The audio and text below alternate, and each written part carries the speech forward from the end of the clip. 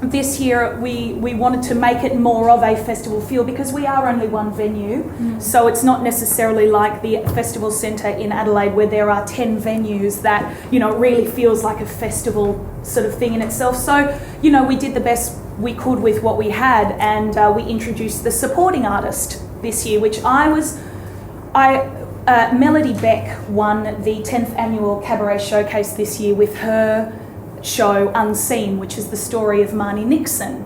Marnie Nixon was the voice behind all of those famous Hollywood actresses who couldn't sing. So Marilyn Monroe, Audrey Hepburn, and so on and so forth. So having learned what I've learned at Slide about being an artist starting out, and to be completely honest, an artist who no one knows who you are, you know, an unknown, I wanted to introduce Melody to the Sydney audiences. So I gave her a 20-minute supporting slot for 3 shows across the festival. So she prepared 20 minutes where at the beginning of the night I would get up and welcome the audience, and then give a little blurb about Melody and say, Melody's here, she'll be performing her full show in a month's time. You're going to get a snippet tonight, so you'll get to see what she's doing, you'll understand the piece, and then hopefully, you know, you'll love the concept, and then you'll come back and see her. And I wanted to do that because I wanted her audience to be GP. I wanted her audience to be general public, so that, you know, she didn't have to rely solely on family and friends bringing 10 people that, you know, along with you, because I think that the concept is great. And this leads me into the next part of the question, because if I can stay Sydney centric for this part, I think that's what I'd like to do, because Sydney's a different ballgame to Melbourne and Adelaide and Brisbane, and I'm finding it increasingly so that Sydney audiences, in the economic times that we're in as well, they're not spending their money as readily as what maybe they did in the past. And I think that it is difficult, but what's good the difference between a good and a great cabaret, I don't want my answer to sound like you have to be commercial to be successful. You don't. It's about the journey that you want to take your audience on. You know, I think that I started out doing the Divine Miss Bet. I came back to Sydney as an unknown artist. I picked an artist to channel that the masses knew, and for me that was a great commercial success, and that led me on to so many different things. And I thought that was the right way to tackle it in Sydney, because it is difficult to get people out. You know, we have the Daily Telegraph gets 1 page for arts on a Thursday now. So you think about how many press releases they get. And don't get me wrong, when I was producing the Divine Miss Bet, I quit film and television production. I saved $3,000. I moved back in with Mum and Dad. I designed my own website. I designed my posters. I couldn't pay anyone to do this for me, so I spent 6 months developing this thing so that I could then do one night at Slide and take a risk and the courage, exactly like Marnie, and sell it out. And I did. And we had 125 people downstairs and 45 upstairs. And I thought that was going to be the one thing. And originally, really, in my mind, I thought I want this to be a showcase to launch me in the market in Sydney and to invite agents, etc., to come along. An agent didn't come along till a year later. And that was when I was approached by someone. But you know, you just forge on, and I think I really got to the point in my life where it was either, are you going to do it or are you not? So I took the leap, and then you know, to not sound wanky or anything, the universe went, great, okay, awesome, this is what you're meant to be doing, let's go, it's going to be an awesome ride. So the difference between good and you know, great cabaret, I think, is about the journey that you want to take the audience on. Ben Mingay we programmed Ben Mingay's show for the Cabaret Festival. He put together just the story on his life.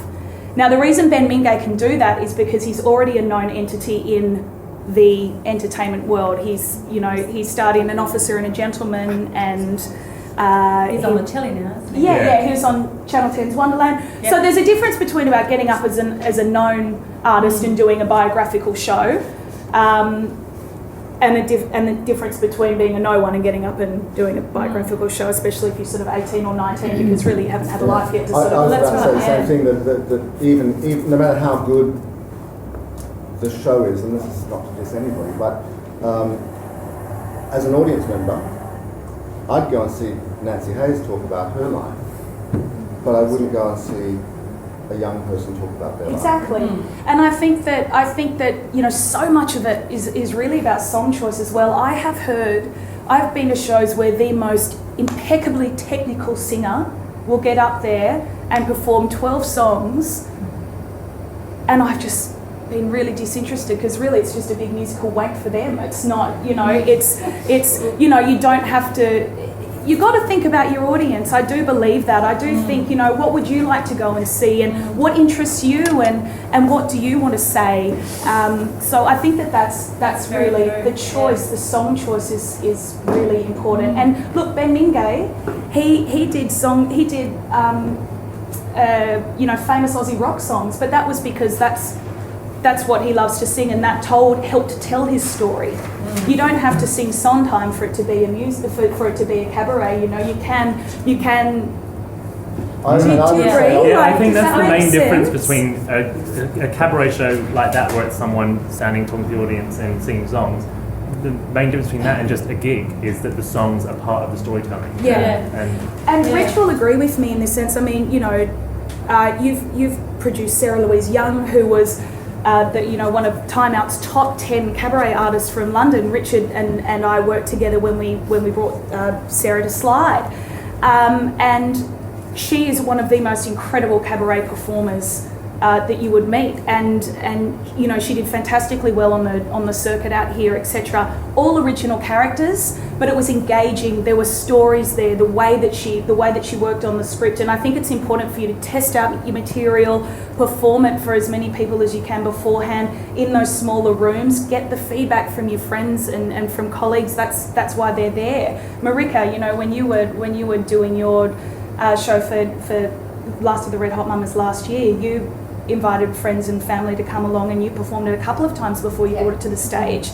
And what did that do for you? I mean, that was imperative. The first paid audience was going to be the Adelaide Cabaret Festival, 300 people in press. So I wasn't really prepared to not do a showcase, because that's very scary. Because Adelaide does give you the gift of press and all of that support. So I did. I had a soft showcase and invited a few people and gave them wine and just needed notes and feedback. I also didn't have a director or any of that sort of stuff.